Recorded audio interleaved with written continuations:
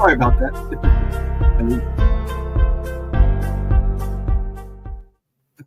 Sorry about that. I was in the bathroom. I'm running a little late. Sorry, folks. I hope everybody's well. I see Edna's here somewhere.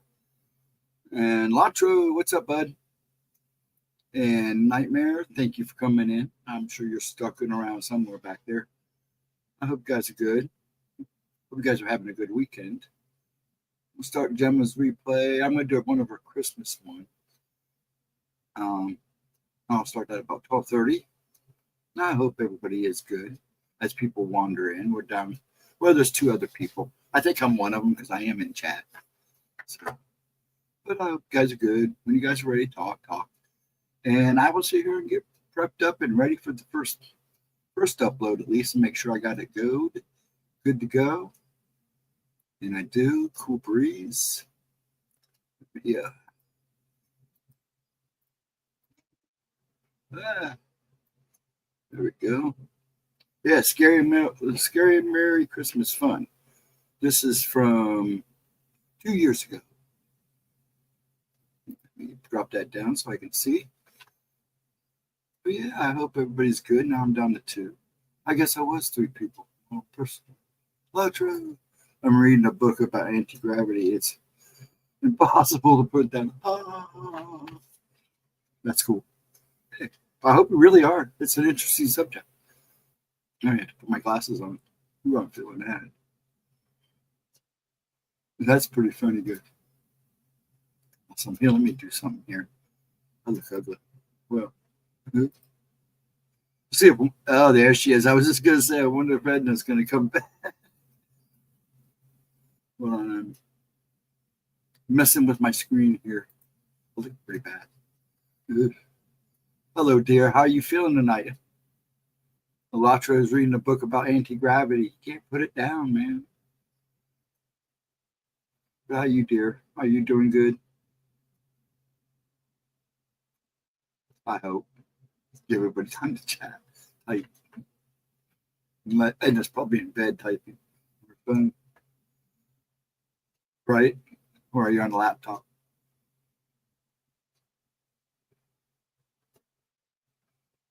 But yeah. Yeah, the video today, the first one, we'll see about a second one, but the first one is Scary Merry Christmas Fun. The last 10 seconds have cut off. Sorry, she cut off the last 10 seconds. Oh no. But it'll be good. It's only 10 seconds. What do you all think of Stephen Gear? I was just watching him. He's an interesting dude. Still, I hope so, honey. You're one of my favorites. So, yes, I do have favorites in here. But yeah, I'm glad you are. I hope everything's hanging good. You know, doing good for you. You got so much to do. You're not going anywhere yet. They'll give you a hard time. Something's going to give you a hard time about getting it done, but you'll get it. The other YouTube UFO guy is in Columbus. Hilliard, Tyler of Security. Yeah, I know he's here. And in fact, he's only probably 15 minutes away. I used to watch Tyler, but some funky stuff went down with him. And so I kind of backed away from his channel. Here is one of them. I don't know if he's one of them, but he's a dude you got to kind of just question a lot of his stuff. I'm not saying he's not legit, but just don't be afraid to question what he's saying, okay? He was saying yeah, he does. I know who you're talking about. I have actually seen him speak in live, in person. Yeah, and he's got some ideas, that's for sure. Some theories. So, you know, don't be afraid to question what he says. Some people take him too much. But, you know, he's legit about, you know, I'm not saying he's not legit. I know, it's always good to question everything, right? I know you do. Yeah, Tyler, I won't even get into. I still like the guy. Just some stuff went down a while back ago, and it made me question a lot of the stuff. You know, I'm not saying he's, yeah, and I just haven't gone back to his channel. I saw when he came back, and it was like he's gonna have time. So hopefully he's getting his people back. I mean, he had a pretty good following. I don't think a lot of them ever really left. Comments on the Webb telescope was found. Something that will make disclosure inevitable. You mean they actually found the home of the angels? I'm just, you have to, especially nowadays. Oh yeah, there's a lot of stuff being thrown around. So, you know, it's important that you make your own decision. Come to your own opinions. You know, do your own research. If you really want to know, go do your research. It's out there.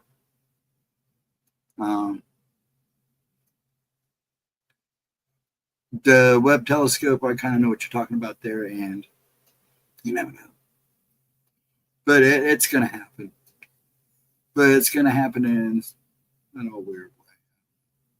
We'll just have to wait and see. I'm like everybody else. I'm forming my opinions. I don't like saying much right now because there's still so much going on. And if I'm going to make accusations and stuff, but I do know some things are legit that they're not telling us everything when it comes to like the drones and stuff like that. There's a lot more going on than I think people realize. And I think the people that like me get on the dark web and not afraid to get on the dark web will tell you there's plenty of literature out there. So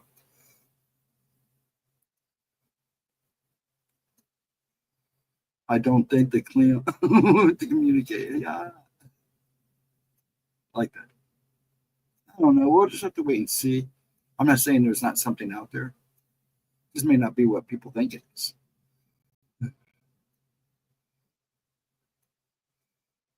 You have to. And I'll tell you what, things are getting crazy.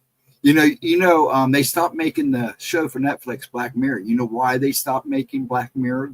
Stopped writing for the show and discontinued the show.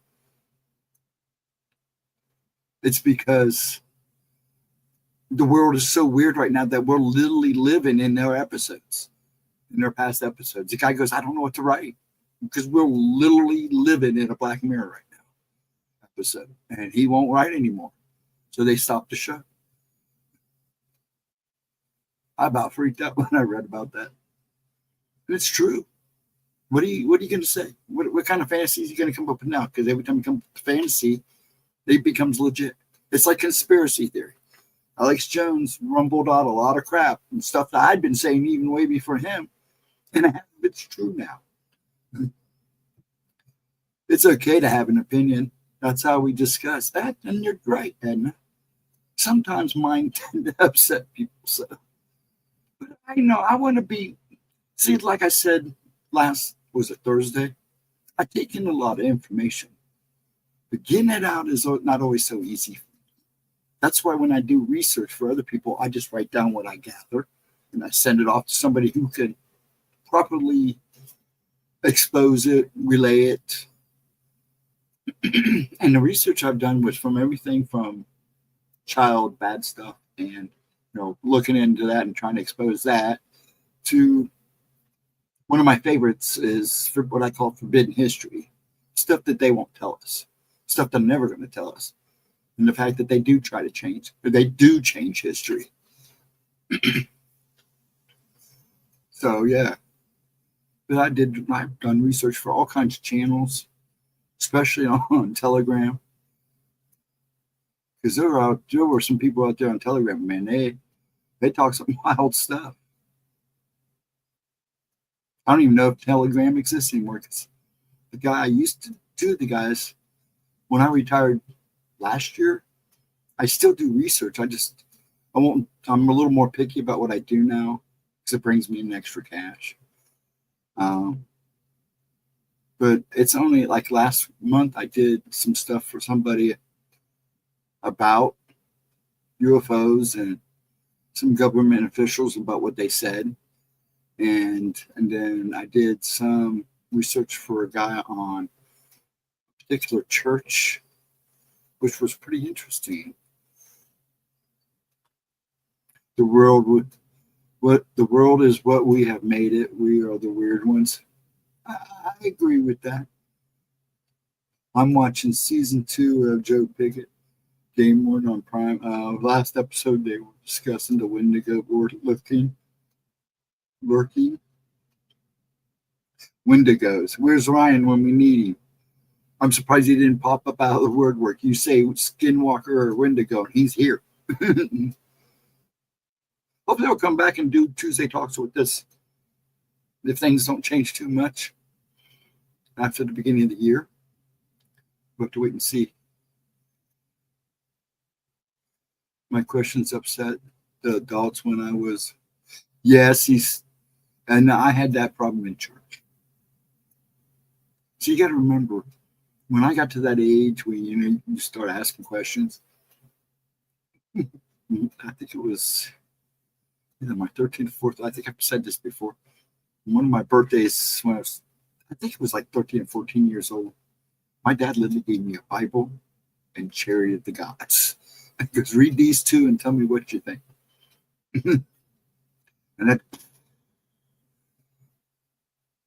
and yet I still almost became a preacher. But yeah, I'd ask questions. They'd look at me and go, well, I'd make comments. Man, this is what I think happened. Oof, Ryan. Yeah, that's basically what it is. You bring up skinwalkers and Wendigos, cryptids, he'll come out of nowhere. Me too. I was sent to the preacher's office. Actually, I've only had that happen twice. And the funny thing is, the second time, because at that time we had a really good preacher. In fact, he was one of the reasons why I wanted to become one. He had said something to me, and I looked at him. I said, "Come on, tell me what you really think." And he just kind of blurted it all out. And he looked at me and goes, "You're not as dumb as I think." And I'm like, "Gee, thanks, preacher man." But yeah, it turned out to be a good conversation, and I became a real good friend with him.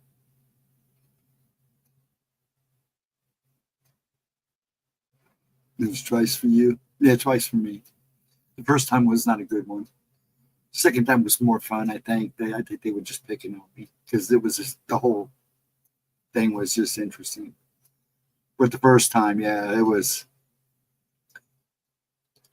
Every time they talk about, so you talking about the aliens, right? No. Come on, open your mind up, man. You're 13 years old. You shouldn't be talking like that. Where are you learning this stuff at? Do we need to talk to your dad? I got sassy back, so they sent me back. They sent me to the preacher, the minister, I should say, in this case. And it was being rotten too, and probably more rotten than I was. Mine was probably goofiness and then the church did something to upset my mom and dad. And now this is my church. I go outside. That's where I go. I go and find nature, and I got a couple of friends that we go out and sit down and read the Bible. Thomas was still alive, and he was still here. That's what we would do. We'd go out once a week, give thanks, go over verse. That's the thing. I told Gemma this once that I can read books, but I can't quote. I don't know why, but everything's there. I can tell you the story and what's going on and what did what and what did, but I can't quote books. Some music. I'm not one of those people that can sing an entire song. I don't even remember bits and pieces. I asked if Adam and Eve only begot Cain and Abel, then how did they have wives? Oh yeah, did they marry their sisters? This upset the teacher apparently in the class. Yeah, because at that time some things just weren't, you know, discussed. Actually, that is a very interesting conversation to have now. And to bring that up in church now, you'd probably pretty much probably get the same reaction, depending on what denomination you're at. The Catholics might go a little more in depth with you what happened. I don't know, but I'm sure they would. But yeah, it's an interesting question. And according, according to the books, it was. I think I was 7. Hey, and that's it's funny, but you were thinking. That's what counts. You were thinking. Why aren't Adam and Eve depicted with belly buttons? Why are they? Why? Well, I think they do that just to normalize them. But yes, I think it even mentions somewhere in one of the other texts, not the Bible, one of the other texts, that they didn't have belly buttons. But in most artwork, they give them one. Why? Probably because that's how you see yourself.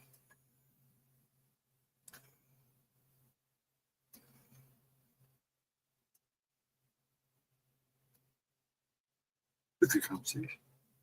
But it's funny. I mean, you got to think about those things. And it's even funny when you got a 7-year-old asking those questions because they don't know how to react because they can't explain. They think they have to talk down to you. 7-year-olds are smart. We just get dumber as we get older. You know that, right? Think about it. When you're a kid, man, you had nothing holding you down. You were open to anything and everything. You weren't afraid to speak your mind. Your intelligence may not have been understandable, but there was logic there. Man, I've been sitting outside so long, my hot tea got cold. It's hard being a squatch. Yeah, I bet it is. I always question what makes sense when it didn't make sense. Yeah, and you should. Yeah. How you doing, Squatch? You having a good weekend? I'm gonna start Gemma's video here pretty soon. I got 7 people watching. Thank you, folks. Hang out. I'm gonna start the video here in a couple minutes. Actually, it's not a very long one. The first one's not very long. I think it's, let me look, 18 minutes. She accidentally cut off the last 10 seconds of it, so. But it's a Christmas one. I thought it'd be a good one to do. And then I'll find something afterwards. I didn't set up anything. I'm just kind of going with the flow tonight. So, catching up on sleep. It's pretty funny. Your one chat didn't show up in YouTube, but your other chat showed up on my StreamYard. Now, why is that? Or the other one didn't show up yet. Says the internet used to make people smarter. Yep. And then the NWO figured out how to. Yeah, that's probably why it didn't show up in because you got political and it didn't show up in YouTube chat. But yeah, you're right. Catching up on sleep, finally back up like a little. Yeah, it's good to get a little rest. I actually slept for like 3 hours last night, but I had a rough night. After stream, man, my body went nuts. Like if God's all knowing and all seeing, why couldn't he find Adam and Eve in the Garden of Eden, studded all like that? You're killing me, woman. I was in pain as a kid, I'm sure. I bet you were, but that's good. Oh, the government knows me. Yeah, they used to do the same thing to me, local. I was on Facebook before, and they kicked me off of Facebook. Well, I left because they were giving me a hard time. They wouldn't post half my stuff, so I just left. I wouldn't have gone back to Facebook if it wasn't for Gemma. You know, she asked me, you know, we got talking about it. I said, well, I could use you if you're going to be on the stream. You can help promote stuff. So now all I do is look for dragons. I keep it pretty simple on there because they don't like me.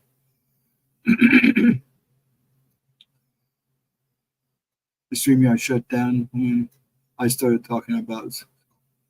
Yeah, I actually was watching a video, and in the middle of the video I was watching, he was talking about like glitches, and all of a sudden this video stopped and said this video had been removed. And then it said, and then I went back to find out why, and it said, well, he removed it, but I don't know. It was kind of like right in the middle of the video, it's gone. This video is not available anymore. Holy crap. Either he got tagged for copyright bull BS or something. I don't know, but it stopped right in the middle of the video. I'd never had that happen. I've had streams stop, not mine, but I've seen and been watching those streams where they were cut.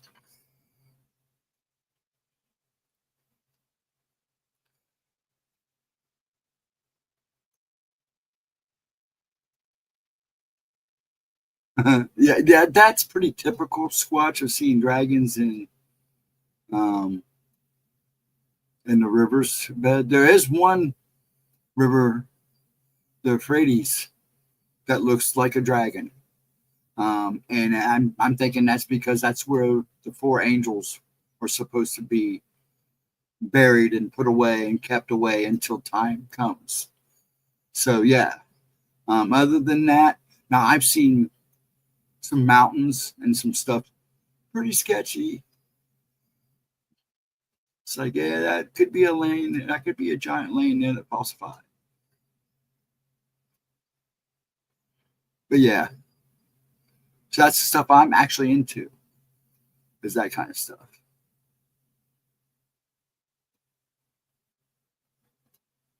But every time I talk about it, I talked about it one night and actually was showing videos here on one of my midnight shows. And I found out, I thought somebody was copyrighting me because they kept giving her yellow Dellons. And it turned out that they didn't like the fact I was showing his videos because he gave me permission to show him. I had permission. I told YouTube I had permission, and I was doing everything. I wasn't doing anything wrong. You know, you can do that with as long as you're talking to them and stuff and using them as educational or whatever. But yeah, they didn't like that. They didn't like that at all because some of the stuff that he talks about on his channel is stuff that he's taken from Telegram and some other places. Well, it's my research.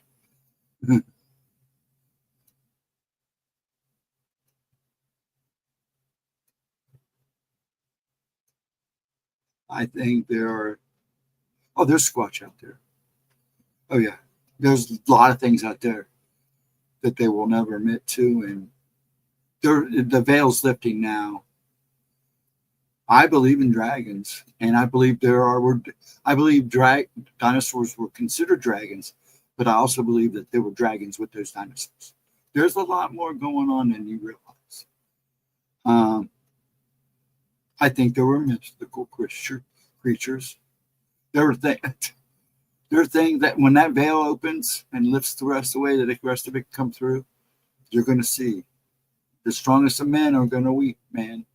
We're going to see some stuff that we've never anticipated.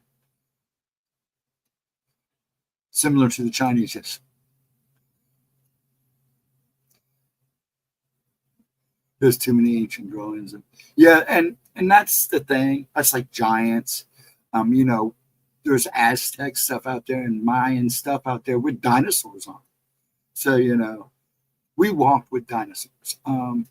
Actually, the Amish believe during the time of Noah that there were dinosaurs. You know, there's a reason why they have raptors on that Noah's Ark there in Tennessee, Kentucky.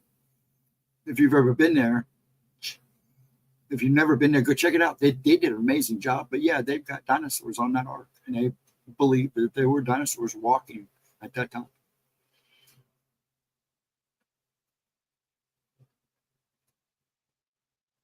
I know I probably will sound extra crazy to you guys right now, but I also believe in mermaids. Yeah, I believe in mermaids.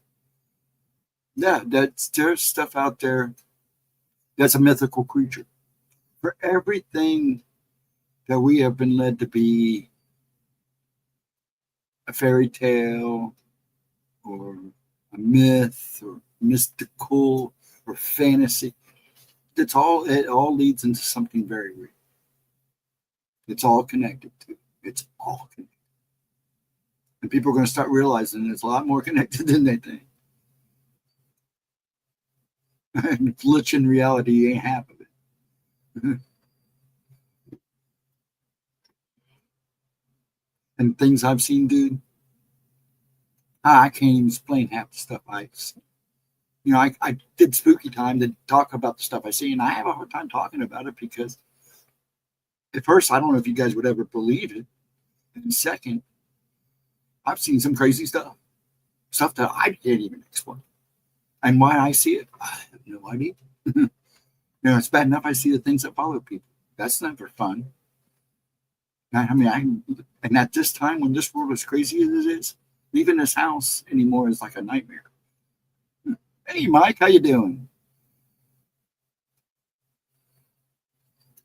You don't sound crazy at all, Squatch. Believe me, you're right there with us, buddy.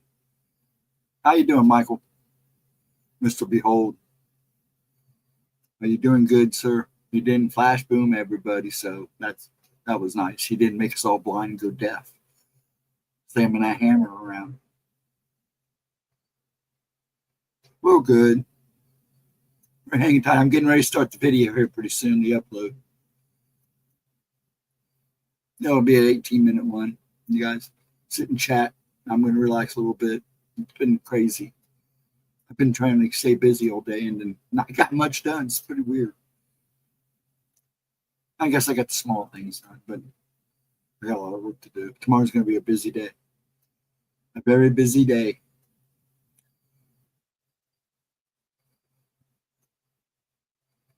I'm just saying, I've never worried about people. Nah, it's not. Who cares if people think you're crazy? I'm glad you're doing. Oh, excuse me. I'm glad you're doing good. You see, Edna, I got it off. I needed it. I've been wearing it the last few days a lot. And yes, I don't. Oh, excuse me. I had it in my lap last night. It was hard to wear with that T-shirt. You know, how would everybody think of my shirt last night that she sent me? I liked it. It was comfortable. Saved me from having to put a tie on. I have a missing time today. My couch is covered in Christmas presents. I don't know how I slept for hours sitting up, but somehow I must have. I've done that. And especially when I'm gone like 6 days with no sleep and my body won't stop. And I'll be sitting and Dad will say, I start rocking. And he says, I'm out. But he says, I'm going a mile a minute. And he says, you'll be like that for like 2 hours. You won't flinch other than doing this.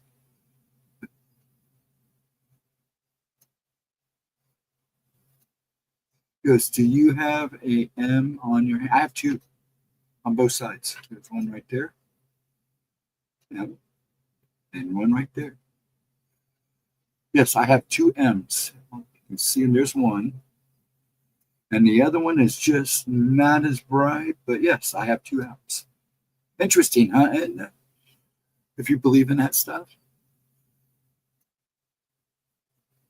7. What are you talking about? You knew it, yeah. Actually, Thomas used to give me crap about that because you got to understand that the two friends I don't talk about with other friends a whole lot. I don't think a whole lot of my friends ever. Well, they've met Thomas and Patty, Patricia, but I don't think. I mean, my ex-wife, I don't even think ever met her. But anyways, they used to argue over me about this. Patricia's, she believes in this stuff. Thomas, he's a minister. He's a preacher. He's a minister. And they would argue about it. But Thomas would end up by the end of the conversation, yes, I understand it means something, and it shows in him all the time. But yes, I have two M's. How many do you have, Edna? Oh, yeah, you can see them. There's no doubt. Yeah, I had one. I went to a palm reader, and she goes, let me see your hand. I showed her my hand, and she was like, here you have. She goes, let me see your other hand. I go, I don't want to. She goes, let me see your other hand. So I showed her my other hand. She goes, oh, you got two M's. And she was like going to town. That was interesting read, too. You have two, too? Oh, I knew it. I knew it. How many here have an M on their palm? Do you see the M? And then go to YouTube and ask what the M on your palm means. I'm not going to try to explain. And then ask what two of them means. Do you have the half moon ghost? I don't know. Which one's the half moon? I can't remember. I probably do. I haven't. That lady with the nuts on my palm, she was going over both hands. She was telling me, talking to me like she knew me. It was scary. It was worse than being with Gemma. When this woman was saying things, even Patricia, she's good. Patricia's like, she's good because Patricia took me to her. Mine is a like it. Runs like a dream. This is the half moon, isn't it? Or which one is it? For this, I can't remember. I'll have to go back and look that one up. Everybody, every time, the only thing everybody ever talks to me about is the M's and how special they are. Yeah, and you end up nuts like me. Yeah. Put your hands together, pinky to pinky, and I'll bet you'll see a half a moon.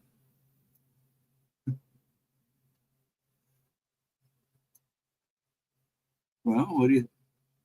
I can't. Well, tell me, is that a half a moon? It's not very good.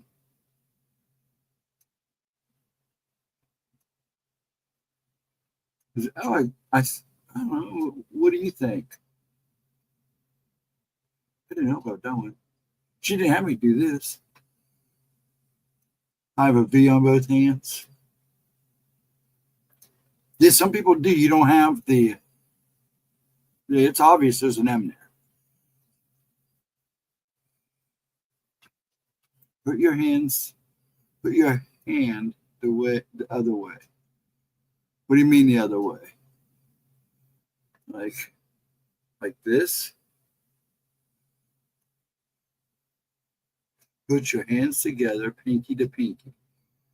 I'll bet you'll see a half a moon. I can't do it so you can see. Put your hand the other way. Like this. I don't understand. It's hard. It's hard to show because I can't.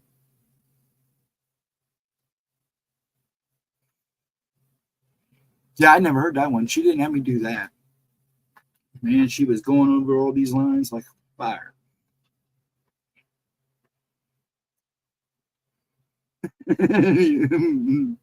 Just like that. Like this.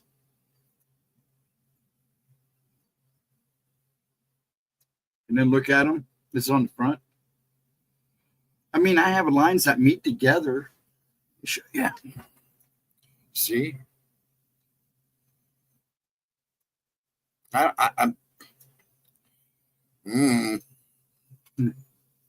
Only you will be able to see it. Okay. Yes, okay. I'm frozen again. I'm moving around too fast. Man, all I know is, man, she freaked out when she saw the M's. And this was long. So now every time I see it on YouTube, I always listen to it. Yes, you have the half moon. I do. Does that mean I turn into a werewolf or something? Is that why I don't sleep and I'm always in motion? I'm always, when I'm asleep, when I'm rocking back and forth, actually I'm running across the fields. I knew you would have both, Ghost. Interesting. Yeah. Well, I have had an interesting life, so maybe it says something about me. Do you have both, Edna? You have two M's. You got to have the moon, half the moon. I'd be surprised if you didn't. Do you? They say that means you're a chosen one, Ghost. Oh, chosen for what? Seeing crazy stuff all my life? Yes. You know, I don't know if I should say this. And Gemma got a reading from Divine. Now, I don't know about the whole reading, but she said I was brought up, that I was a protector, and not just a protector for her, but for all. And I'm like, okay. It's all a test, Ghost. There it is. The good child. I don't know. Oh, I'm going to have to find that picture of my dad and show you guys what my dad looked like when he was a young man. And my mom. Chosen for the sacrifice. They're going to sacrifice me. Yeah, that's all right. I've gone for crazier reasons. They've tried to kill me 5 times now, and I've come back. So every time I cross that line, somebody sends me back. So I'll probably come back. It probably won't be much of a sacrifice, because they'll probably send me back.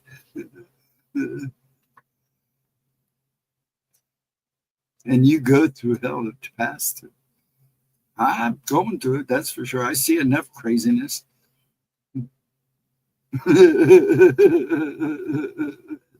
She never got it. Chosen for the sacrifice. What an honor.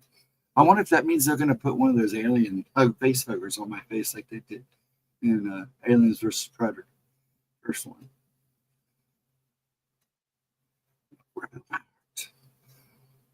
And I'd still come back because they still send me back. They went 5 times. They sent me back every time. That last time, though, I have to admit, I kind of gave her an argument. It's like, I don't know if I want to go back. These guys keep trying all these experimental drugs on me. I ain't going to come back. Yes, smiley face. Yeah. Yes, I do. I'll be smoking a cigar. So he's happy and content. As long as you don't get probed. Let me start this video. Oh, you guys are great. I love you. He does. Yes, I do.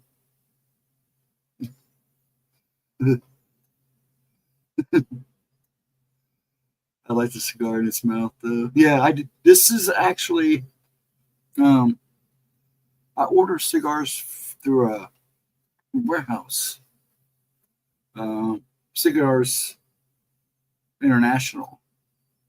And this is one of their anniversary hats. And they send it to me because he gets the same brand every time, but he's a pretty loyal customer. So one day I got it in the mail. That goes, you wear it. And I said, okay. They've been probing me for months. Ed, that you kind of feel like that though, don't you, Ed? I know that feeling.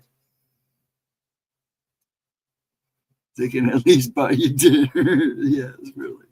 That's funny. You guys are killing me. Oh, it's all about the water deaths of young college men. Yes, I know what it's about. I know the stories well. I think even Gemma did something about them. I have a cigar hat, and I don't even smoke cigars. I don't. I have one once in a while. I may go back to quit smoking. I may switch to cigars for a little bit and then quit. I had one today. A good one, too.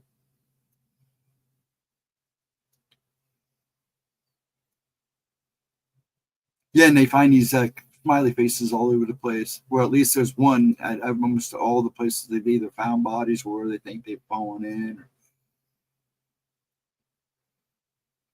It's a pretty popular story. I think it's still happening. I'm not sure. Is it? Is it still happening? I'll have to ask Gemma to do an update on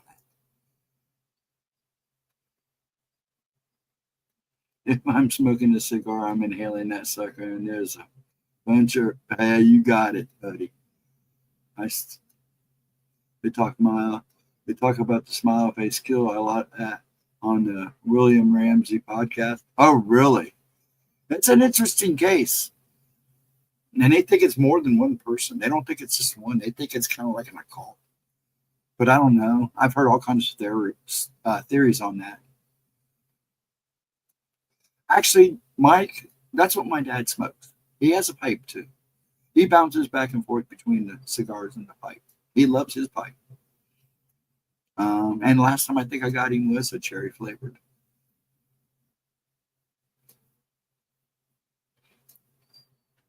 He likes that. What was that? There's this one brand he likes, not the one in the can. I was going to tell that joke, but yeah, it's a cult. Yeah, a lot of people think it's a cult.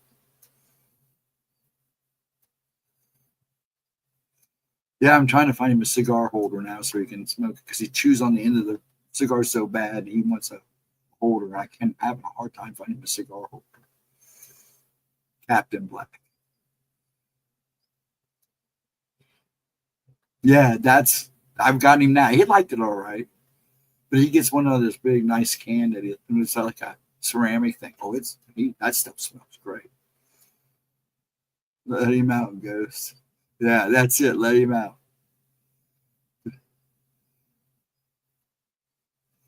The smell of vanilla pipe. My dad uses like a vanilla beeswax to clean his pipe and kind of like clean it up. And when he smokes us, then when he finally fills it and smokes out of it, you smell those two blends together. Oh, it smells so good. 18. Yeah, let me get this video going. I don't want people leaving because I'm not showing the video. That's what this is all about. It's already almost 10 till 1. Let me get this going. You guys keep chatting. And I'll get this rocking. Let me get this Stephen Lee.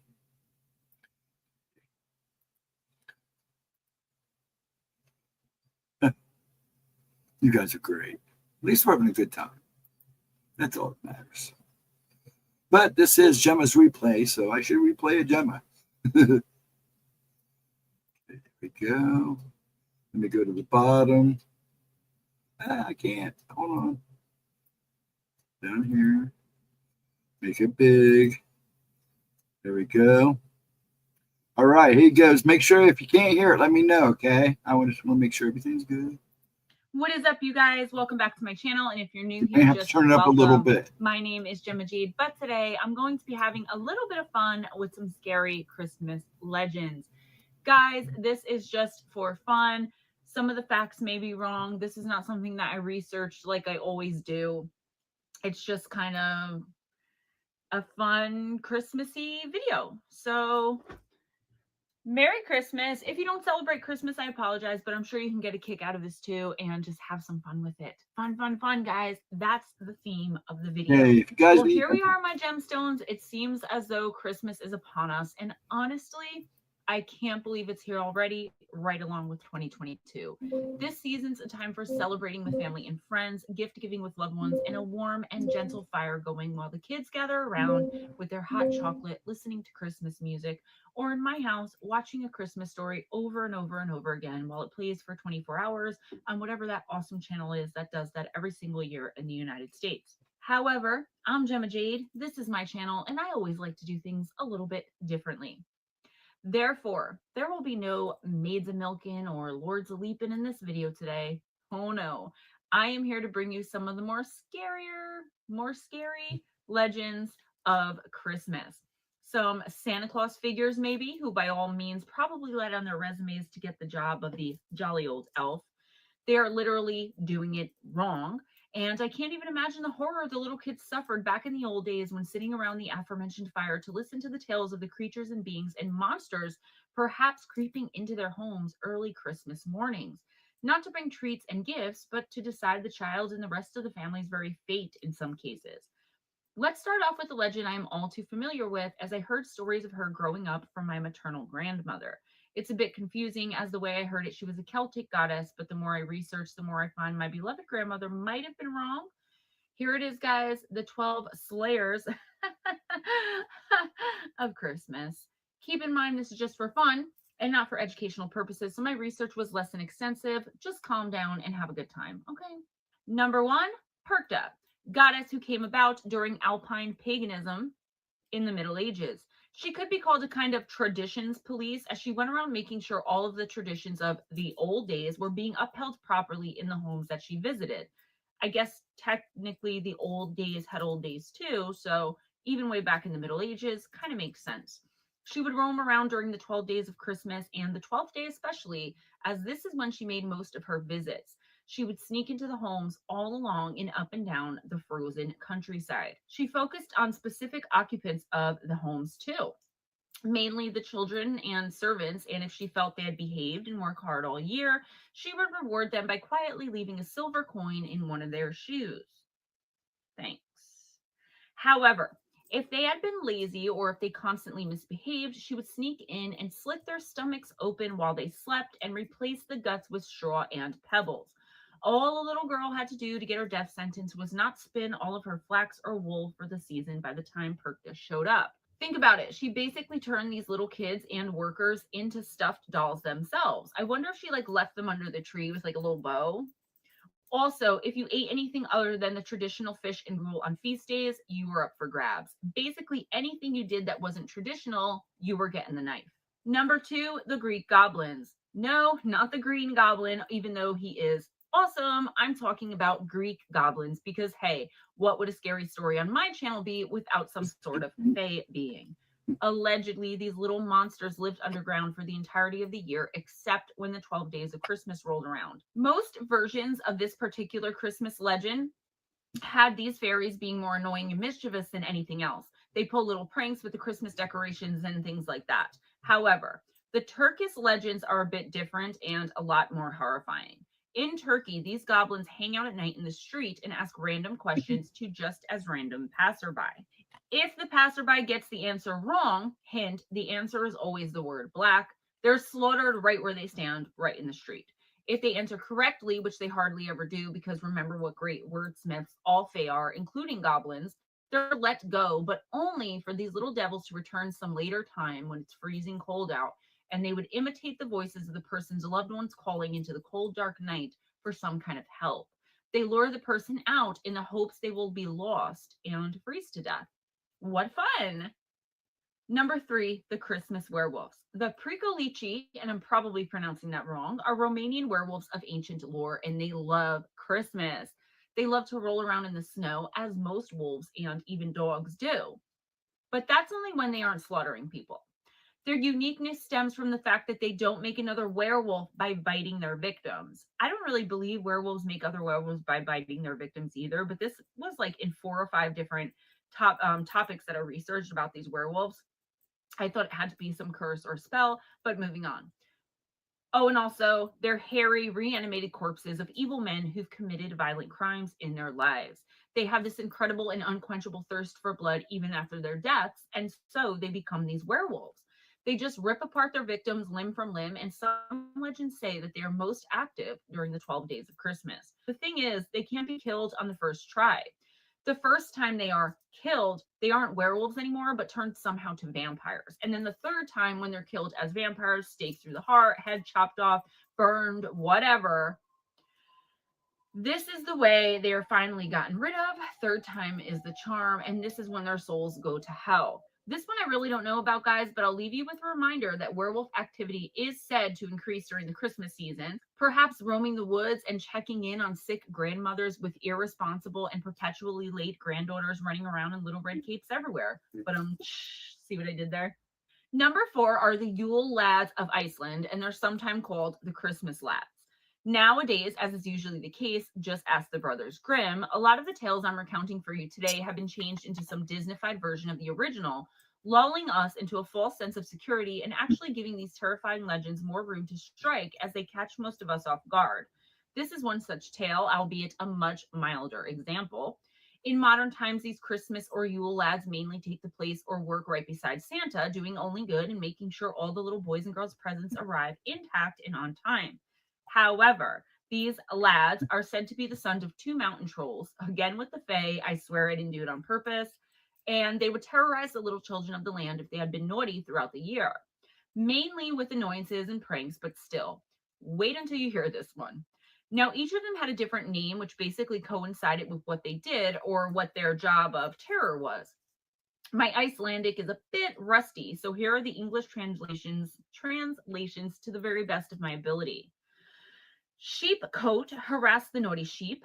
Gollygawk hides in gullies to sneak into the cowshed and steal all of the milk. Stubby, he's named that because he's the shortest one, guys. Okay, get your mind out of the gutter. He steals pans and eats leftover crust. So I guess it's like pie pans. A literal spoon licker. Why am I not surprised? Pot scraper steals the leftover from pots. Bowl licker, so disgusting and also obvious.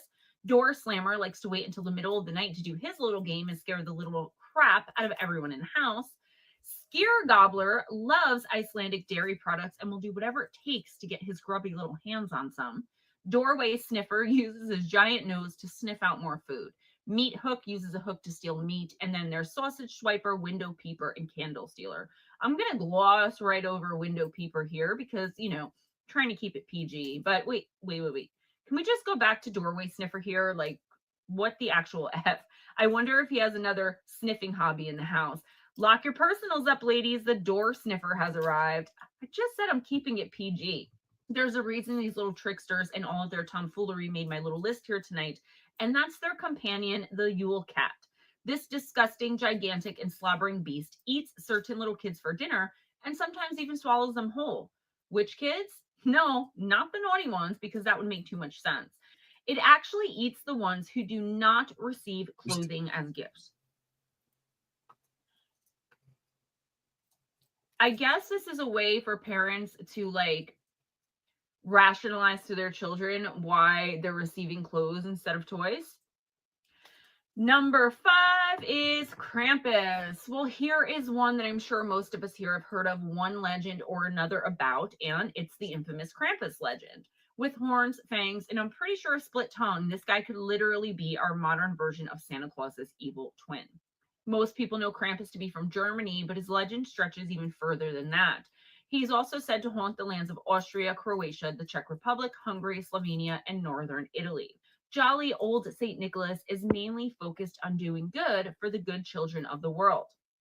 Krampus, however, is focused on the bad ones. Those kids that make you want to throat punch a random stranger's child in public without giving a crap. Like the little boy in the Dollar General last night that almost whacked me in the face with a roll of Batman wrapping paper while his mom stood by and giggled with a less than convincing, Nicholas, stop that. Then she looks at me smiling as though we mothers know a secret and this is perfectly normal. You know how kids are. No, bitch, I was a waitress for 15 years. Your kid's a brat and mine know better. Anyways, sorry, moving on. That's why I don't leave my house. The most hardcore versions of Krampus have him abducting these little badass kids in the middle of the night. Just creeps up into their bedrooms, tosses them into a sack, probably the same one our good Santa uses to put all of our presents in. And it depends who's telling the story, but they have a common theme with the children either being sent directly to hell, drowned, or even eaten. Number 6, The Wild Hunt. And I think I mentioned a little bit about this in my book, but the only way I can really describe it is by reading to you a little bit of a poem from someone whose name I can't pronounce. Quote, when the winter wind blow and the Yule fires are lit, it's best to stay indoors, safely shut away from the dark paths and the wild heaths. Those who wander out by themselves during the Yule nights may hear a sudden rustling through the tops of the trees, a rustling that might be the wind, though the rest of the wood is still. But the barking of dogs fills the air, and the host of wild souls sweeps down, fire flashing from the eyes of the black hounds and the hooves of the black horses. End quote. I cannot pronounce this guy's name, or this lady's name. Kevdolf Hagen Gunnarsson, Mountain Thunder. This one takes multiple forms all across Europe. Vikings thought it was led by Odin. Southern Europeans believed it was a crazy witch lady who babysat dead kids. Early Christian lore said it was a host of dead sinners and evildoers taking a vacation from hell, but everyone agreed the wild hunt was not for the eyes of mortals. To see it in person was a very bad omen. It could bring many different tragedies upon you, mainly involving the death of your loved ones. Really, just use your imagination and then pick the most horrific thing. P.S. The wild hunt was said by some to be led by number 1 on our list tonight, Perchta herself. Again, though, it depends who you ask. Number 7, Frau God. Frau God is only ever seen during the 12 days of Christmas and is said by some to have been one of the leaders of the aforementioned wild hunt. The wild hunt, to the best of my very extensive research and knowledge, is a fairy tradition and a little bit different. I mentioned it in my book, but again, this is meant for fun, so calm the F down in the comments, okay? Frau God wandered the streets of German-speaking Europe, and if she saw a house with the door left open, she would send in one of her undead dogs. That's right, she had a whole pack of undead dogs.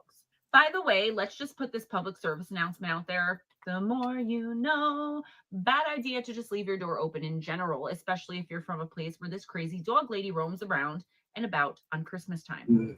The dog would be impossible to send away with incessant whining and begging for food. So basically, like a real pet dog, in my opinion, I am not a dog person at all. If the homeowners decided to just kill the dog, as there was really no other way to get rid of it because the more you fed it, the more it seemed to want and whine and beg, again, just like a real dog, the body would turn to stone and its phantom would come back. It also brought bad luck to everyone who lived in the home for the rest of the year. Number 8, the Grither. Based on the episode Seasons of Belief from Tales from the Dark Side, the Grither is a monster who lives in the North Pole. Is it neighbors with Santa? Because I thought Santa was the only one who lived there. I have been lied to my entire life. Nobody told me there was a Grither in the North Pole. Just Santa and his elves. He has hands the size of basketballs and arms the size of well-fed boa constrictors. He is said to use his giant arms and hands to reach into people's homes, I guess through their windows, or maybe it's those idiots who still leave their doors open in the year 2021 when there's a crazy lady running around with undead dogs, and he squeezes their heads until they literally pop like bubbles or pimples, whatever. It's said the Grither was created by the fear, grief, and anger of a crew on a ship that got lost in the Arctic before they all died. So all of this energy, which I kind of believe, this could actually end up being a real thing. I'm going to have to research a little bit more. The Grither hates the sound of his own name. His victims aren't randomly chosen, but are the ones who speak his name out loud. Better sleep with my doors and windows locked up tight tonight, Oh, wait, that's what I always do in mid-December in northern New Jersey when it's freezing cold and there's snow on the ground. Also, it's almost 2022 and the world has gone insane, so you should never leave your doors and windows completely open when you're sleeping or not at home.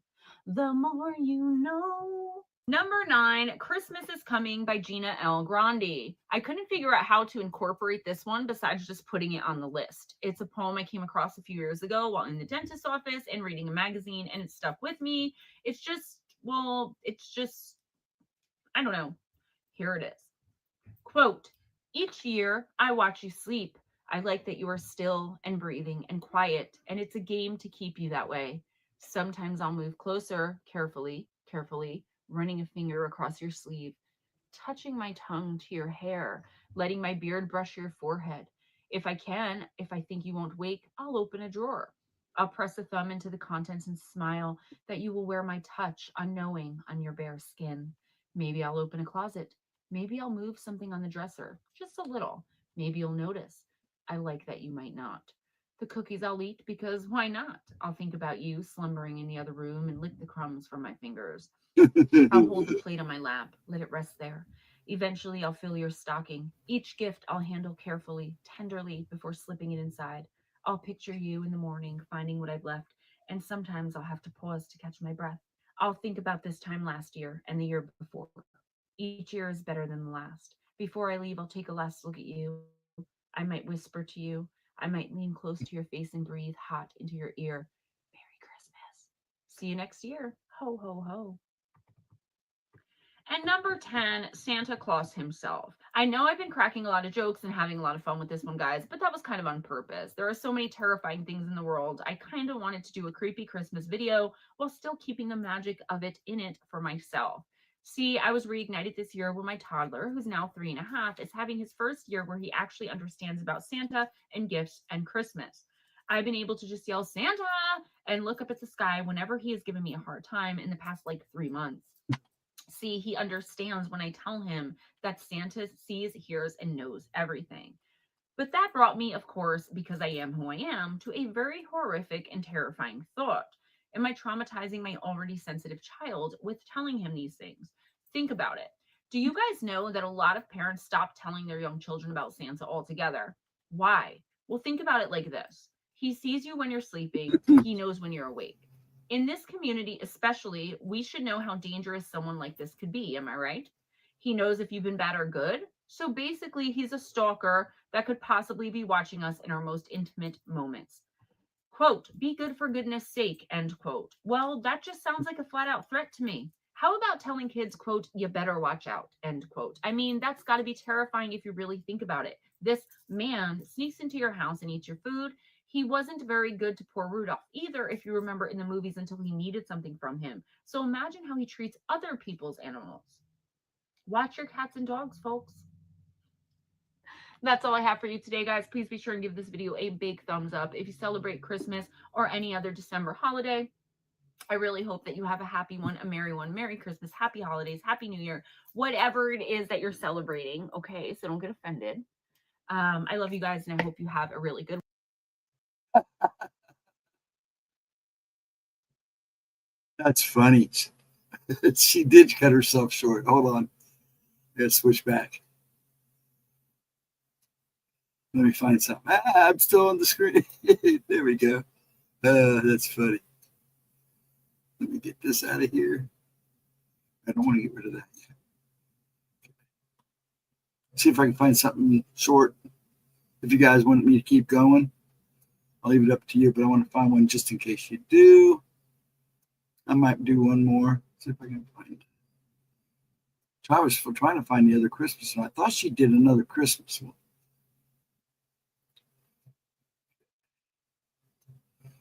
Let me see. Okay, now I may have gone too far. There's that. Wait. Yeah, there's that.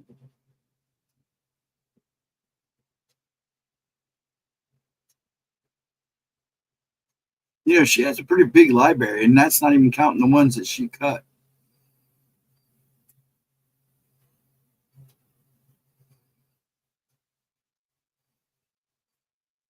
Not even the ones she took out.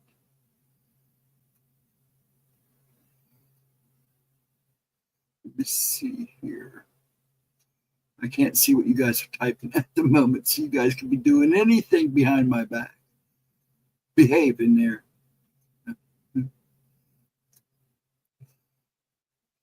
Where is it? Where is it? I thought she did. I could be wrong now. Where to go? Where to go? Maybe I didn't. Maybe she only did the one.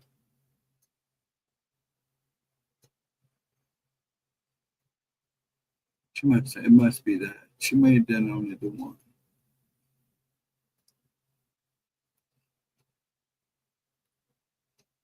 Because these were a year ago, and I don't want to go too close to now. Let's see. Let's find something not too long. But fun.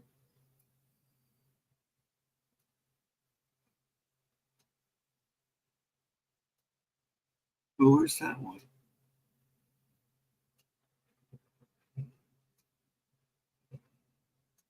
Yeah, I'm trying to find one just in case. Okay, we'll do this one next. Frightening encounters with hoofed entities. Now, what did I miss you guys getting into? I feel like typing again. I feel like you're typing pain.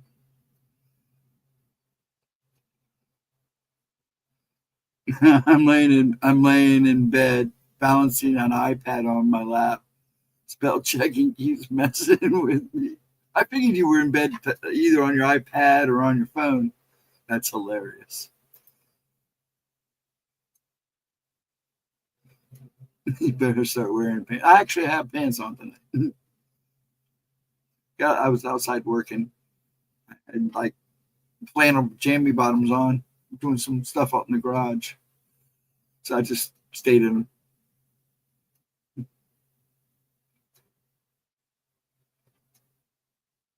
You might lose your mistletoe. My character's running away. That's funny. You guys are great tonight. You're on the ball.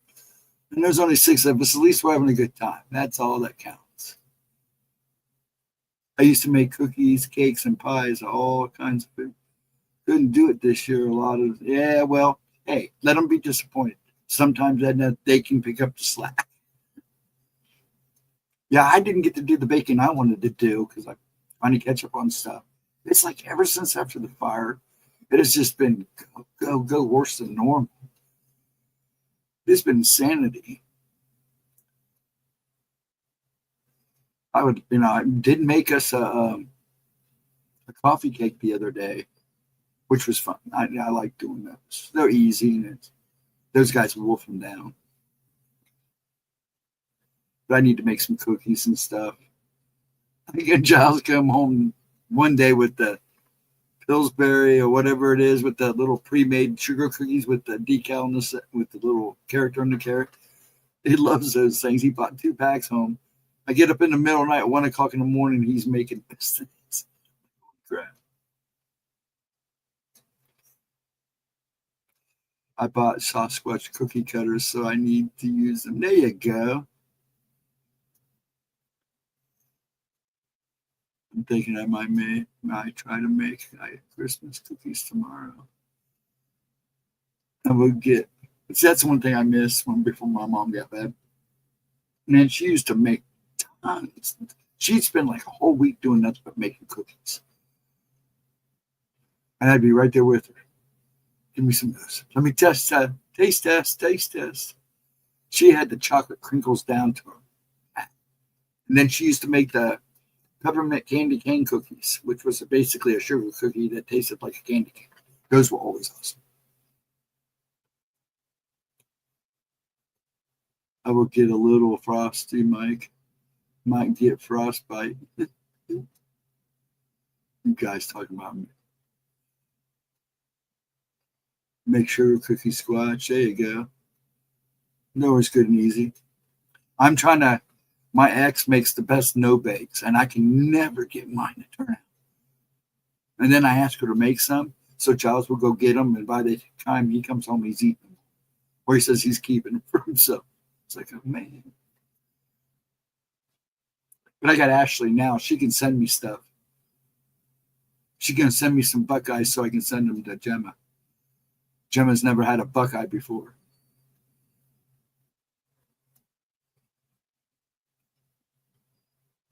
It just had to eat chocolate-covered marshmallows. Santa Clauses. Oh, wow. I haven't had one of those in years. Somebody's stocking stuffer might get munched. So many cookies of all kinds I cooked for too. Yeah, my mom would cook for a week, and and it's amazing how many she made in that week. We would have tins upon tins. She would be giving tins to everybody, and then we would have tins upon tins of all different types of cookies. We do consoles too. My wife is Italian. Yeah, there you go, and that's good stuff too. Can't believe she's never had a Buckeye. Yeah, I couldn't believe it either, Edna. I was like, you've never had a Buckeye? She says, no. What's a Buckeye? And I'm like, oh my gosh. What the hell? Pain to make, yeah. Yeah, my daughter's got it down to a pat. Ashley, man, she picked up where I left off. There's no doubt about it. I love to bake. I'd rather bake than cook. I don't mind cooking, but I love baking. Well, Cindy Lee, how are you, dear? Sneaking in. How are you feeling tonight? I hope you're good. They are so good. Yes, they are. My mom started getting tired of making the actual Buckeyes, so she would just make a Buckeye cake. And what she would do is just make the Buckeyes, pour it in one big long dish, let it set, and cut and make bars, Buckeye bars. Fudge is easy. Yeah, it is. That's another thing Ashley's good at is fudge. Yeah, she's got it down too. But I'll tell you what, her cakes, tasty. We used to burn trash under Buckeye trees. Buckeyes would explode and go fly. Yeah, they would. I can imagine. I have a bunch of Buckeye trees down here in the cemetery. It's funny because that Buckeye season, because the Ohio University is just about 20 minutes away, when the Buckeyes start to fall, you would find all these people in the cemetery walking around with buckets to make Buckeye necklaces to sell down on campus for the games.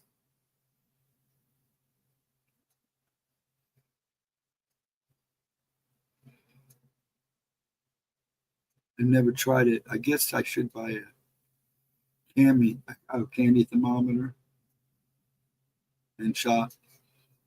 Yeah, actually, fudge is pretty easy. I was really shocked on how easy it was.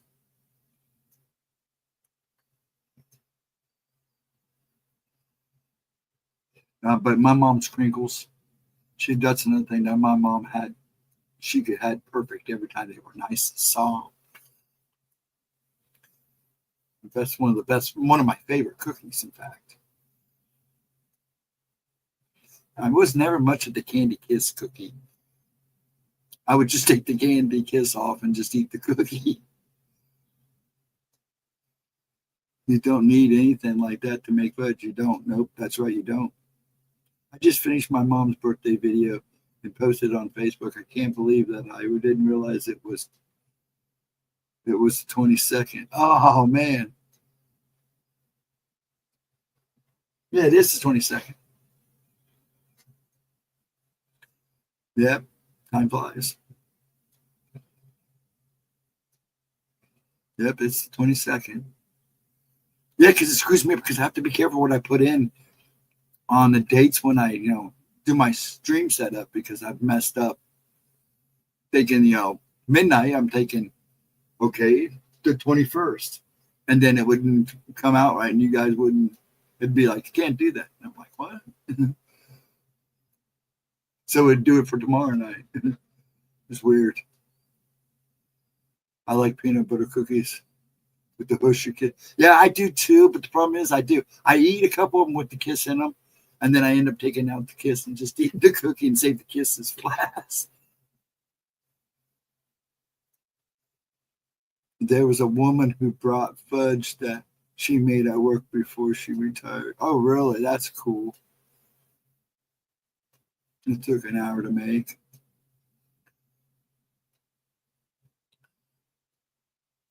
There's my mom made these one cookies that my brothers loved. It's like a bar, but it was they should use dry fruit and stuff in it. It looked like a fruit cake, but it wasn't. It was like a candy. My brothers ate that stuff up. And then the fudge lady. Tina, my ex, her mother, I think that's where Ashley got her recipes from. That lady, my ex's mom, she made killer fudge of all different flavors. I mean, I think one time last year, she don't do it too much anymore. But Tina said last year she showed up and had a big, huge pan that had like all kinds of different flavored fudge that she made. And it's not hard to make. It really isn't.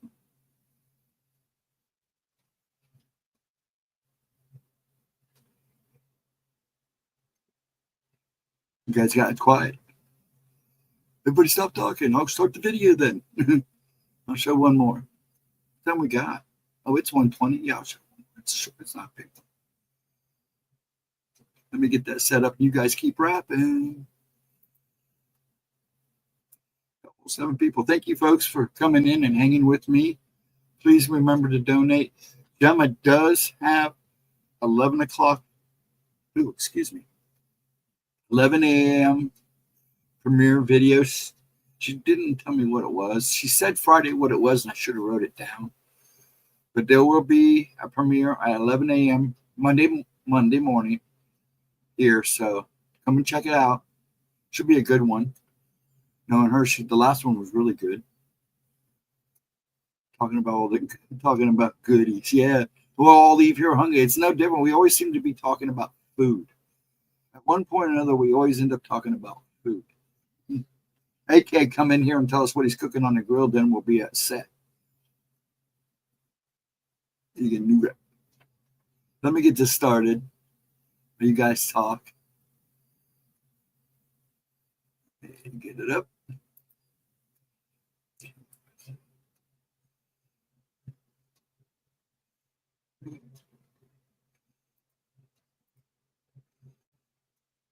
Cool.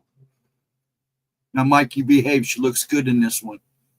You too, local. Okay, hold on. There we go.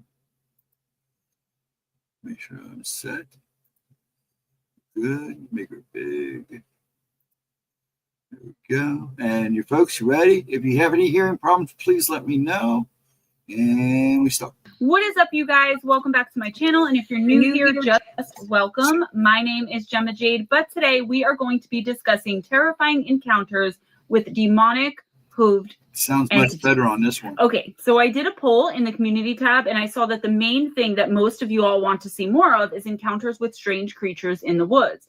This doesn't mean that's all that I'll be bringing you, but there will be a lot more videos on this topic in the weeks to come. There is no doubt, even if we only took things I've covered here on this channel, that sometimes reports come in about encounters with some pretty strange and bizarre, almost unbelievable creatures in the woods that go well beyond what we can loosely call the norm as far as such encounters go. Some of the things I've come across in my research lately have been mystifying, but also super fascinating to me, as I see more and more people coming forward willing to not only share, but to stand behind their encounters with these entities or creatures. And that makes me feel very relieved in a way, because it's not just me anymore now, right? So what I'm about to discuss with you guys defies really any sort of classification. And honestly, it kind of defies any kind of logic sense too. But still in all, I just couldn't let it go. And I have tons of videos like this, and I'm super, super excited about bringing it all to you. This video specifically, though, is covering demonic-like creatures. And usually we think of horns, but you got to think hooves too when you think about the demons. In the old days, it was said that when Satan himself would come and pay a home visit, that you'd be able to tell it was him just by looking at the stranger's feet, as they'd be, you guessed it, hooved. Absolutely terrifying to even think about. Could these encounters be with Satan himself then? With his minions? With evil fae creatures we are simply miscategorizing, or something else altogether? As always, I will let you all be the judge, and be sure and leave me a comment as we jump right in here today. Our first encounter takes place in Uxbridge, Ontario, Canada in 1980. Our witness was camping in the area and had a terrifying encounter they would not soon forget, if ever. It was Boy Scout camp, and the young kid was sharing a tent with some other boys from his troop, and they were having a grand old time, at least at first. While in their tent on the second or third evening of their 5-day retreat, the young men in this particular tent heard some rather frightening noises coming from the woods just outside of and around their tents. It was described as sounding like some sort of loud panting and snorting, quote, similar to a bull or something, end quote. Whatever this creature was, it certainly wasn't a bull, not in this area of the woods, and things would take a turn for the scary really, really quickly here. The creature started not only circling the tent, but banging into the sides of it. Around and around it went, seemingly slamming into the sides of this tent with a lot of force. Whatever it was must have been huge and was definitely super strong. The entire time this was happening, the boys were stunned, silent, and obviously scared out of their minds. They listened intently to every noise they could hear coming from outside their tent, which by now was probably seeming pretty damn flimsy. And I think probably, it didn't say this, but just to speculate, I feel as though the rest of the sounds in the woods with something like this roaming around probably stopped as well. So it was probably all they could hear, which I don't know. For me, like I picture it in my head, like the whole scene, and it scares me. It's why I've never been camping, but I'm supposed to be going this year to the Pine Barrens. So these kids heard one sound more distinctly than all the others, including the almost unrealistically loud snorting, and it was the sound of hooves clomping into the earth that was surrounding their tents. Our witness described what happened next by saying, quote, "I first thought my uncle was playing a joke on me. I soon realized the lung capacity of this breathing far exceeded that of any man. The sound was in another room at first. Next, I heard what sounded like hooves on the old wooden floor moving towards me. The noisy steps stopped in the doorway to the room I was in. The deep breathing continued and my heart was now racing. I thought that would be the end of it, but then the steps continued rapidly to where I was laying on the floor. The two massive hooves came to rest, straddling me in my sleeping bag. The quote-unquote being pulled at my sleeping bag, trying to uncover my face. I felt as though I was being partially lifted from the floor from the force. I was terrified and fought with everything I had to avoid seeing the face of the intruder. I screamed with everything I had, and after a few seconds, the quote-unquote being retreated. I heard 3 rapid steps as it departed behind my head, then it vanished," end quote. So I know it said tent and rooms. I don't know anything about tents, like I just said, or camping. Do tents have rooms? Does this make sense? I think so, right? There are like double, I don't know. This thing walked in. That's what I know. So what exactly are we dealing with here? While we might never know for sure, the Boy Scouts thought that maybe it was some sort of demonic beast or creature, summoned or otherwise, let loose and set free to roam the very forest where they had been camping. No doubt whatever it was smelled them and knew they were there, so why did it just leave like that? I don't know any kind of demonic entity where screaming sends it running. I don't know. In California, in the very early years of the new millennium, our next witness, who was only 18 years old at the time, preludes her encounter a bit by stating that she and her friend Rose were very much interested in and involved in the occult. They used Ouija boards and even tried to practice witchcraft from time to time. I'll never understand why people think these things are fun or something to invite in and play around with absolutely no ideas or means to protect themselves or even what they're doing, or so much worse, in my opinion, no idea what they're inviting into their lives and possibly their souls as well. Maybe because Parker Brothers has Ouija as a game. I don't know. I understand the interest, but if you're going to try to practice witchcraft or do spells or use Ouija board, which there's really no circumstances you should, anything like that, you should know what you're doing, guys. You know, the more you know, I'm just saying. So anyway, our witness is named Rochelle, and she says that she and her friend Rose, mostly at Rose's behest and under her quote-unquote leadership, performed seances and other rituals as well. And as they hung out one night at Rochelle's house, which was not only deep in the woods, but also where they did most of their stuff at, Rose suddenly said she felt an evil presence in the house and that she was scared. I'll let Rochelle tell you what happened next. Quote, "I too felt a presence, or like there was more than one supernatural thing in the house. Rose ended up going to her family's for a little while, so I had my bedroom all to myself again. My bed was a day bed that was up against the wall with the bedroom door right at the foot of the bed. The edge of the bed where my head was is a closet. Across the room adjacent to the bed were 2 long windows that went from wall to wall. One night while I was sleeping facing the windows, I woke to a slight tapping sound. I slowly opened my eyes and saw a goat looking through the window. It had red eyes and horns with hooves placed on the windowsill. I was petrified. I slowly closed my eyes and turned my back, pretending I didn't see anything. I kept hearing a little tap, but forced myself to sleep.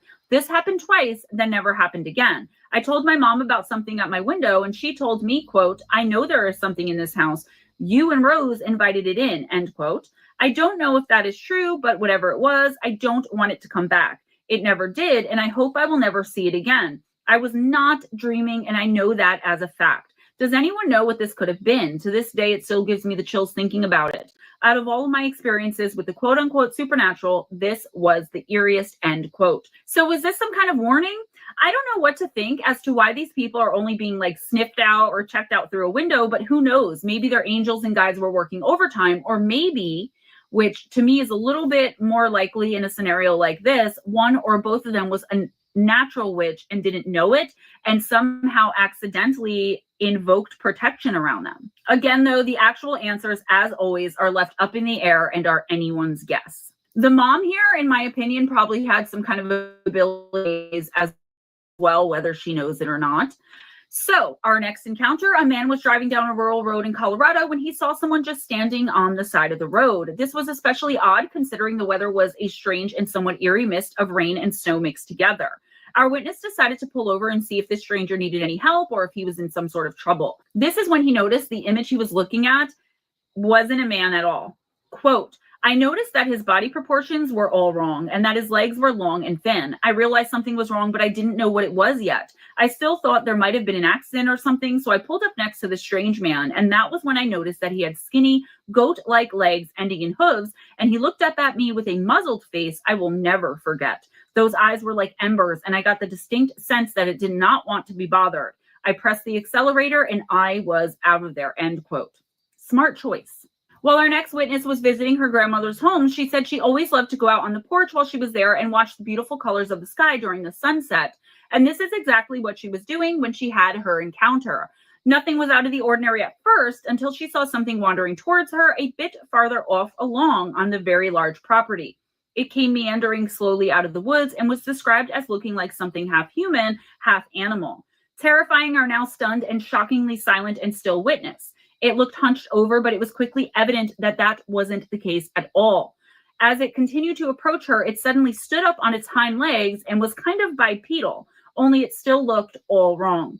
Our witness goes on to explain, quote, it looked like some kind of demon standing upon goat-like legs ending in hooves, and it made a snorting sound the likes of which I had never heard. It took a few steps towards me, its hooves clomping heavily upon the hard-packed earth, and it just sort of stared at me. Its face was somewhat human, but contorted and with dimensions that were sort of off, and it had two horns perched upon its head. The thing, whatever it was, examined me, cocked its head as if in curiosity, and then bolted away. And I mean bolted. It was so fast. Before I knew it, it was gone, end quote.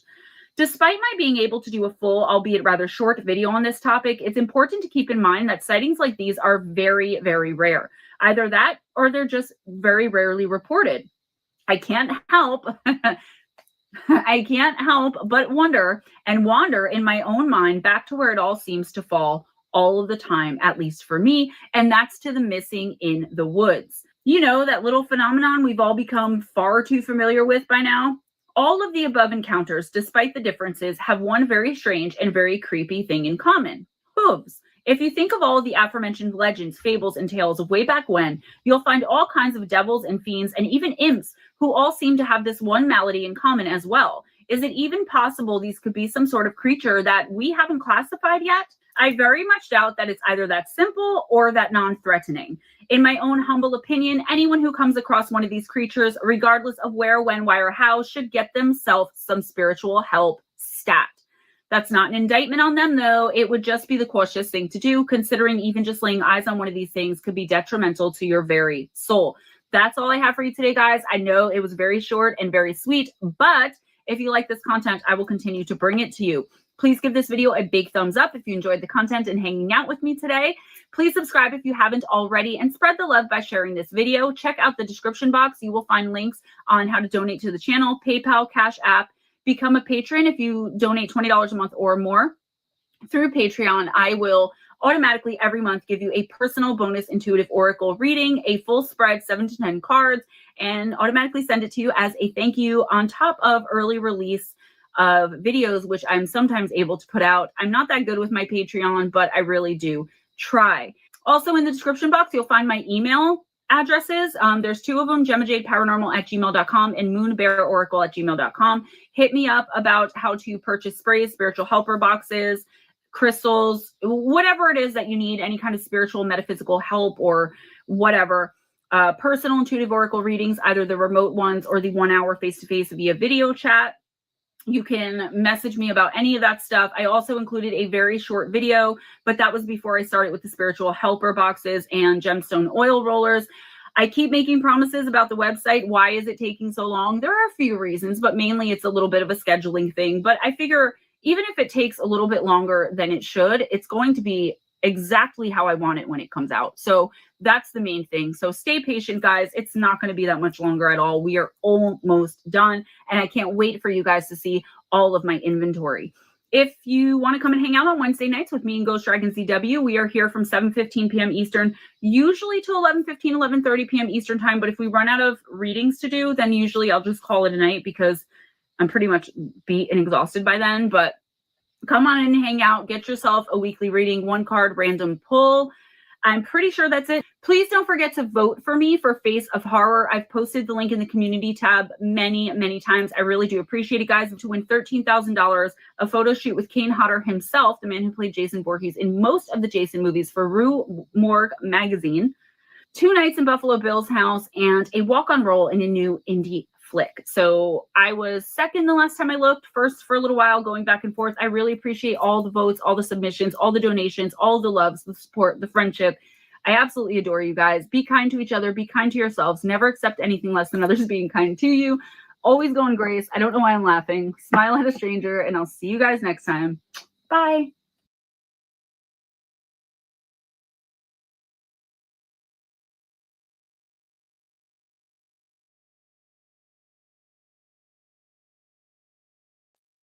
Back. Yeah, I will make sure she sees them all. Because and as for the Moon Bear channel, no, she still has it up. I think there's a few videos on there still, but she was gonna do like oracle readings and stuff on there, and it just never took. She just got too busy. It happens. Life gets crazy for all of us. So yeah. I'm stuck. There we go. Come on. There we go.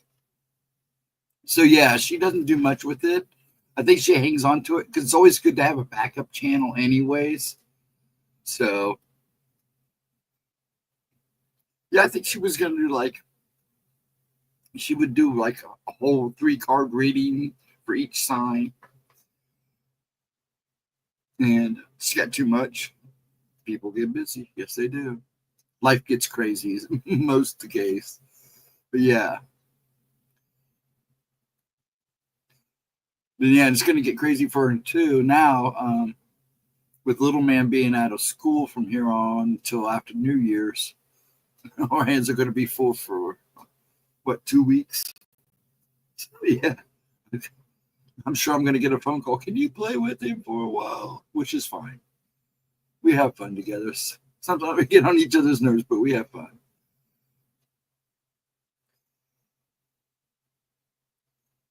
But yeah, she doesn't do much with that channel. And she's going nuts because she's ready to get back. But once they go back to school and she gets settled back down, she got to fight. She's still sick. Bless her heart. She felt pretty good at the end of the stream last night. And she was feeling rough when she got up this morning. And she took some stuff and she's feeling pretty good. She had a Christmas dinner to go to with friends of hers. And she was starting to feel pretty crappy before she left. They had to leave early because her temperature started spiking again. She said it was like 102 when they got home. Well, there. So I'm hoping it dropped by the time she got home. So I'm sure she's out cold sleeping, bless her heart.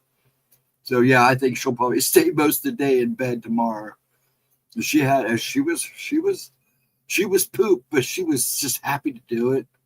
She knew people would get mad at her for streaming Friday night, but that's what makes her feel better, And I don't say nothing because I know she'd just argue with me. So, and I knew if she got bad, she would have called it.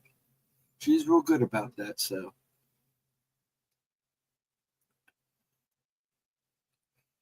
well, she was when she texted me when she got home, and I couldn't really talk to her, but she sounded like she was going to bed and getting some rest. That's what she needs.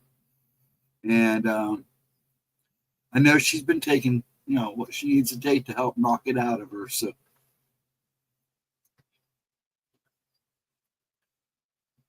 but a lot of that has to do with, like I said, she joked about the other day. She gets around, kids, and every time she gets around a bunch of kids, she gets sick. And she went to that Polar Express Tuesday, and I told her, I said, that's probably what did it, because it usually takes about 24 hours. And she was feeling a little bit Thursday, but when I talked to her Friday, man, you could tell she was starting to feel it. And I knew something was up. And then when I saw her before stream, she was like, man, I don't feel good. I go, well, we don't have to do this. She's like, I want to do it.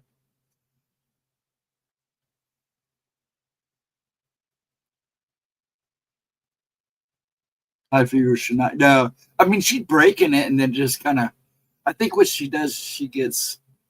I think if she would have taken the medicine and stayed in bed today, so it would have been okay. I think she would have broke it, but she wanted to go to this dinner. She had promised she'd be there. So I think if she just gets some good rest, I've been, kind of keeping an eye on her. I know other people are keeping an eye on her. So I don't think anything. Believe me, if she gets bad enough, I'm going to tell her, hey, I may not be there. If I have to come there and take you to the doctors, I will.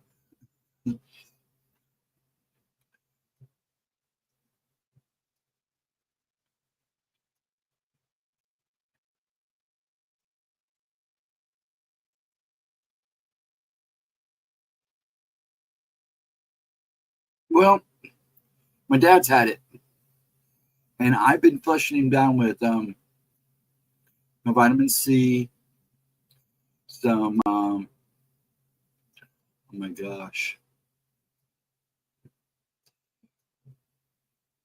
I'm trying to think of the names at the tip of my tongue. Not antibiotics, but anyways, I've been giving him elderberry, and it seems to be helping him a lot. It's made a big difference. He's not hacking like it was. He's not, he's going to have pains. He's 91 years old, but he does sound a lot better. It seems to be doing the job.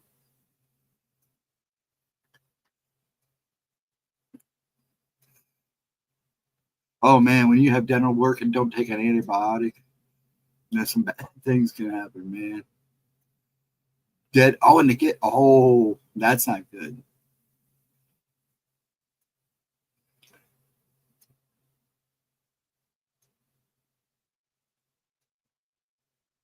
Yeah, she's not, she's Gemma. But yeah, I had, it's like with Pop, I told her to drink plenty of vitamin C. I told her to lay off the Red Bull. She'll be fine. I know her, she's a strong lady. If she just lay down and stay in bed, she'd be fine. What I see her doing tomorrow is probably hooking up the PlayStation on her bed and playing from the bed or watching her shows. But she needs a rest. She knows she does. And she'll drink her tea and get her some antioxidants. That's what I've been flushing Dad with, some antioxidants.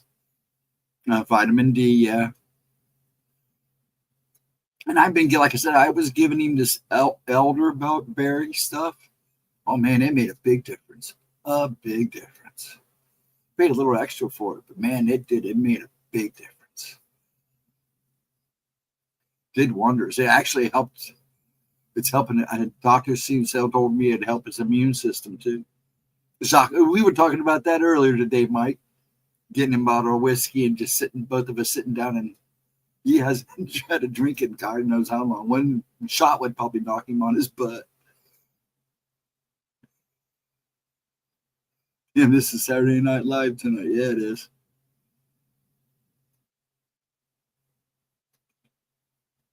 Yeah, I'm thinking I don't think it's an infection. If anything, it might be something viral. But the amazing thing was, you guys sending her all that love and light the other night. Her congestion pretty much gone away. She said all it is right now is she gets real good, then she gets a real bad headache, and then her fever spikes, and she just, of course, feels crappy. And as soon as she lays down and takes something, and it breaks, it comes down slowly. Because when she left stream last night, she was pretty much back to normal. Her temperature was pretty much back to normal.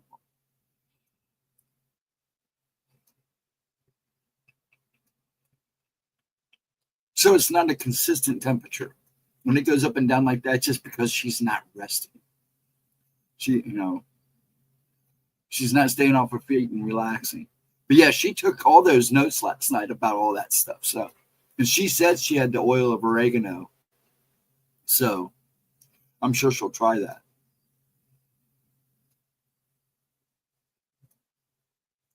Yeah, that's what it is, Latra. I'm telling you, it's great for the immune system.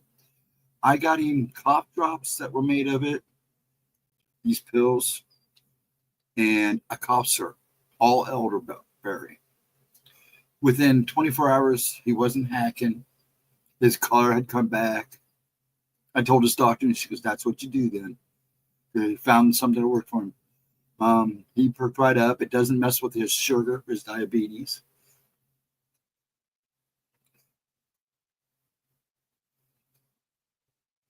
Tropical, yeah, typical. I'm thinking she picked something up on one of his kids, which is always the case. You know, once your kids go to school, God only knows what they bring home. So I remember Mom and Dad used to joke about it with us boys. And then when I started having kids, and I was like, those kids started going to daycare and stuff, the stuff they'd bring home.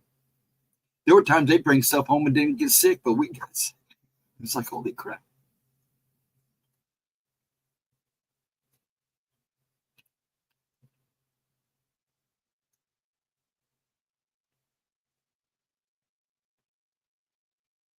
Yeah, I heard about that, Cindy, about the blue bird flu kind of going around again.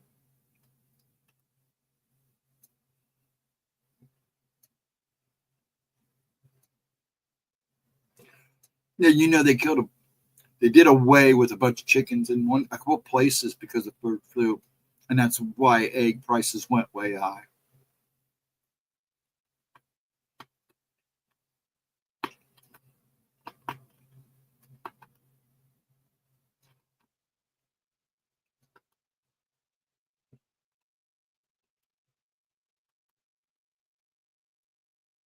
Sorry for the crunching. They should invent something to disinfect your kid. Yeah, I kind of agree with you.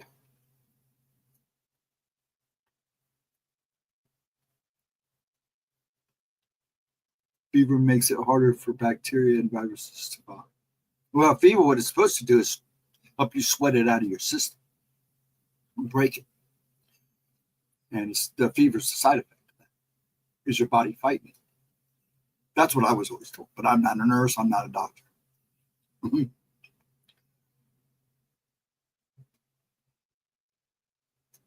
Yes, I know, local. And they'd give some BS excuses for it. We won't get too crazy on that.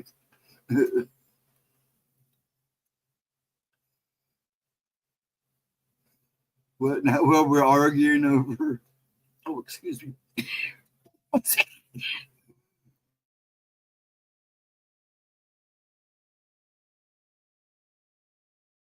Sorry about that, folks. Okay. Disinfect. Yeah, it kills one for. Teach them to wash their hands. Yeah, that's true too. And that's hard to do with kids, you know, as well as I do. And we were kids too. We were probably just as crazy. Uh-oh, she told him to Google it. The post IS is from Google. They have elderberry Dayquil now. Yeah, but I'm telling you, if you can find the elder, I mean, it did him wonders. I couldn't believe it. And I went I paid for the pricey stuff. Actually, my insurance covered it. And I was able to pay for it through the insurance. And it was all pure elderberry. Man, it did. It made a difference. I was like, holy crap. Why didn't I find this stuff sooner?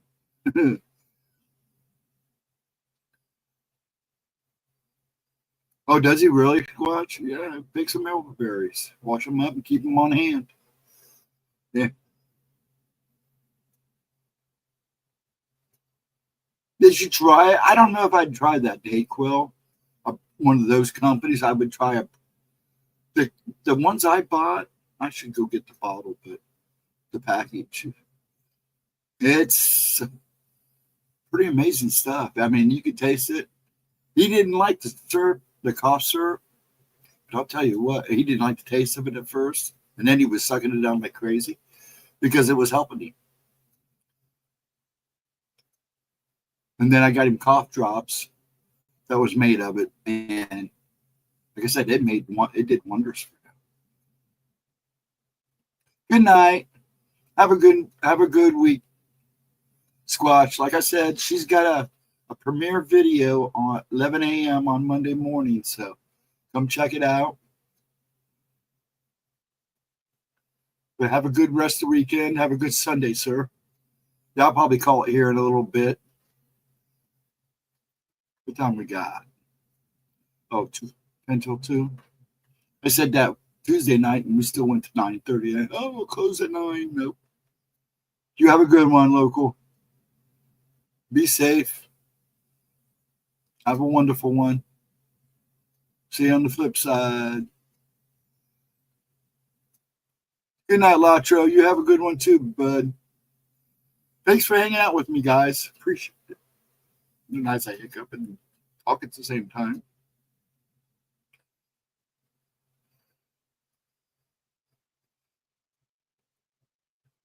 Yeah, I think I may go ahead and call it. If we're down to 7 people. Now, I appreciate all you guys watching. It's great. I hope we had fun. It was a good time. My itch. I got dry skin. You guys got ideas for dry skin because it just won't stop. I'm not a big lotion guy. I hope so, Edna. You need to rest too. All right, I'm calling it a night then. All of us fun people are going. Folks, have a wonderful night. Edna, get some rest. Local Outro, get some rest. Michael J, Mr. Behold, you get some rest too. Cindy Lee, thank you for the memes. I will make sure she sees them. Oh, you're fine, hon. We'll catch you. I'll be here Thursday. I'll be here for spooky time on Thursday. So I'll see you Thursday. If you don't see you Monday afternoon for her premiere. Yes, everybody have a wonderful night. And yes, we'll see you on the flip side. Much love to you all and everybody that watches in Ghosts. I hope you enjoyed the uploads. And I will see you folks Monday. If I don't see you Monday, I will see you Thursday at 8 o'clock.